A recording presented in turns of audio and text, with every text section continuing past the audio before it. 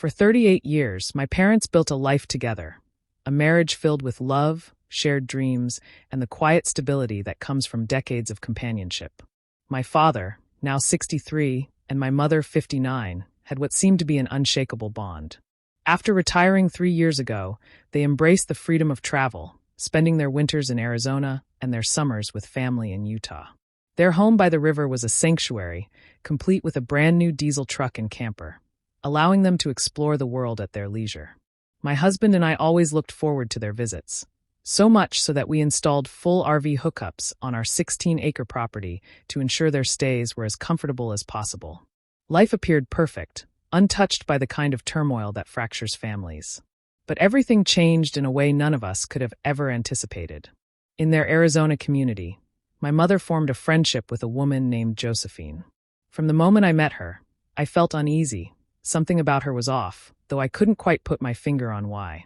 She was loud, reckless, and wild in a way that seemed at odds with my mother's more reserved nature. But my mother dismissed my concerns, insisting that Josephine had a heart of gold. As time passed, their friendship deepened, and even some of my mother's other friends warmed up to Josephine's boisterous personality. I tried to ignore my instincts, convincing myself that my mother was simply enjoying her retirement and making new friends. Little did I know, this relationship would unravel the very foundation of the life we had all known. One fateful evening, my mother and her friends, including Josephine, had gone out for a night of drinks and laughter. She had initially planned to stay out longer, but she came home earlier than expected. Something felt off. She was distant, unsettled, as if her mind was trapped elsewhere. My father, ever the patient and understanding man, noticed the change in her demeanor and gently asked if everything was all right. At first, she hesitated. Then, with guilt etched into every word, she confessed to an affair. But this was no ordinary betrayal. It wasn't with an old flame or a secret longing from the past. No, my mother had been unfaithful with a much younger man, a so-called stud, who was part of Josephine's social circle. The weight of her confession hung in the air, shattering the image of the devoted wife and loving mother we had known all our lives. My father, upon hearing the truth, did not react with rage or desperation. There was no dramatic outburst, no accusations hurled in the heat of the moment. Instead, he remained silent, absorbing the betrayal with a calmness that none of us had ever seen before.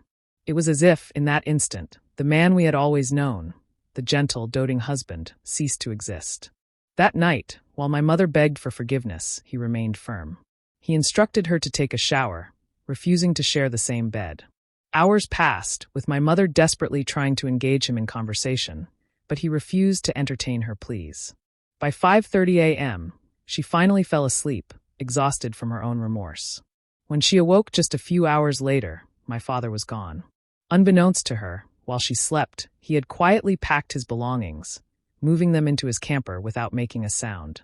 He had used the sliding door to avoid waking her, ensuring that his departure would be as seamless as it was final. At precisely 6 a.m., he sent a text. Their separation was official. It was not a request or an emotional plea. It was a statement of fact. My mother, in a panic, called him repeatedly, but he did not answer. Instead, in a final call, he calmly reiterated his decision, stating that she would hear from his attorney soon. Then, without another word, he hung up, leaving her in a state of disbelief. In a cruel twist of fate, my father also reached out to the husband of my mother's friend, Jenny, the same Jenny who had been with her during those reckless nights. Upon learning the truth, Jenny's husband reacted swiftly, locking her out of their home. Now, Jenny found herself living with Josephine, the very woman whose influence had led my mother down this path of destruction. When my father called my brother and me to break the news, we were in shock. At first, we thought it had to be some kind of sick joke. Our parents, whose love had been the bedrock of our family, were suddenly strangers to us. One, a betrayed man seeking solitude, the other, a woman broken by her own mistakes. As reality set in, we cried, mourning the family we had lost. It had only been a week since my mother's confession, but in that short span of time, everything had unraveled. My father had vanished into solitude, requesting privacy, while my mother was left wandering, desperately searching for him. She drove hundreds of miles, fueled by guilt and anxiety, consumed by the need to find the man she had betrayed. My brother and I found ourselves at a crossroads. Did we honor our father's request for space, Or did we reveal his location to soothe our mother's suffering? The weight of the decision was unbearable. We considered a compromise, perhaps giving her a vague idea of where he was without specifics, enough to give her some peace without betraying our father's trust. But the fear of damaging our relationship with him loomed over us. We stood firmly by him, recognizing him as the true victim in this painful saga. And yet, our concern for our mother's well-being was just as real. When she finally arrived at my house, she was a shell of the woman she had once been, frail, lost, and physically unwell. She complained of pain, but none of us could have prepared for what came next. A sharp, agonized cry from my youngest daughter sent us rushing into the room, where we found my mother doubled over, unable to move. My husband and I wasted no time, rushing her to the emergency room. The doctors quickly diagnosed her with a severe infection, suspecting a urinary tract infection. But when the tests came back, the truth was far worse. She had contracted a sexually transmitted disease from the affair. The revelation was devastating. The doctor explained that while the STD was typically treatable, her condition was complicated. After 48 hours on antibiotics, there was little improvement, and they feared she had contracted a drug-resistant strain. Her body, already weakened by stress and exhaustion, struggled to fight the infection. For 5 grueling days, she remained in the hospital, her fever raging, her body battling against the consequences of her choices. Through it all, one question consumed her. Had my father called? Had he reached out, even once, to see if she was okay? The answer was no. No calls. No messages. Nothing. The silence spoke volumes. My father had closed that chapter of his life, walking away with a strength none of us had anticipated. My mother, once the one who held all the power, now found herself abandoned, left to deal with the wreckage of her own making. And so, here we stand, our family forever changed, trying to navigate through the ruins of a love that once seemed unbreakable. The past few weeks have been a whirlwind of pain, revelation, and difficult choices. While we struggle to find our footing, one truth remains clear. Sometimes, betrayal doesn't just break hearts, it transforms people, revealing strengths and weaknesses in ways no one could have predicted. The story of my parents' shattered marriage remains one of the most painful chapters of my life, a tale of love, betrayal, and resilience that reshaped the very foundation of our family. It began with a single act of infidelity that unraveled nearly 4 decades of companionship, love, and trust, leading my father on a path of transformation while leaving my mother grappling with the consequences of her choices. My father, a 63-year-old man who had always been the epitome of stability, found himself blindsided by the revelation of my mother's affair. My parents had built a life together, rich with shared memories, laughter, and the unwavering commitment that comes with years of marriage. After retiring to Arizona, they embraced a life of adventure, traveling for months on end and returning to Utah to be with family. Their days were filled with the warmth of the sun, the serenity of the river by their home, and the comfort of a bond that seemed unbreakable. Then came Josephine, a woman whose presence always unsettled me. Loud, brash, and enamored with a party lifestyle, she was everything my mother was not. Yet my mother defended her, insisting she had a heart of gold. Despite my unease, their friendship deepened, drawing my mother into a world of excitement and recklessness. It was during these carefree outings that the betrayal took root. One evening, after a gathering with friends, my mother returned home visibly changed, her thoughts distant, her emotions guarded. When pressed, she finally confessed the unthinkable. She had been unfaithful. Not with a peer, but with a man barely past his 20s, a friend of Josephine's, a reckless thrill that had become her downfall. The words fell like a hammer, shattering the very image of the woman I had always known. My father listened in silence, his face unreadable as she poured out her confession. There was no explosive anger, no pleading, only a quiet, resolute acceptance of the truth. He did not seek revenge or allow himself to be consumed by sorrow. Instead, he made a decision that would change everything. That night, while my mother wept, begging for forgiveness, he quietly packed his belongings. By morning, he was gone, leaving behind an empty bed and a message that marked the end of their marriage. In the days that followed, my mother was frantic, desperate to find him. She called endlessly, but he remained silent.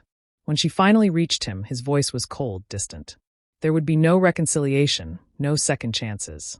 She would hear from his lawyer soon, he told her. And with that, he severed the last thread that connected them. As if fate wished to deliver one final blow, my mother's health began to fail. A sudden illness landed her in the hospital, where the cruelest irony was revealed. She had contracted an STD from her young lover. The infection was severe, resistant to treatment, and a stark reminder of the price she had paid for her betrayal. For 5 long days, she fought through the fever, her body weakened, her spirit broken. And through it all, she clung to a single hope, that my father would reach out, that he would care enough to check on her. But he never did. I became the bridge between them, delivering updates to my father, though he showed no interest in seeing her. Watching my mother unravel under the weight of her own choices was unbearable. Her regret was palpable, her pain raw, and yet the consequences of her actions were irreversible. One night, as her desperation grew, I lashed out in frustration.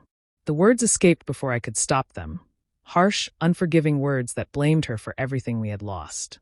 She crumbled before me, tears spilling down her face as I immediately regretted my anger. I pulled her into an embrace, both of us shaking under the weight of what had happened. For 2 hours, we talked, and in those moments, she revealed more than I ever wanted to know. The man she had risked everything for, a 28-year-old construction worker, was nothing more than a fleeting fantasy. Their encounters, their reckless intimacy, had been shared among his friends, a detail that made my stomach turn. She struggled to explain why she had done it, why she had betrayed the man who had loved her for nearly 40 years. But regret, no matter how sincere, could not undo the past.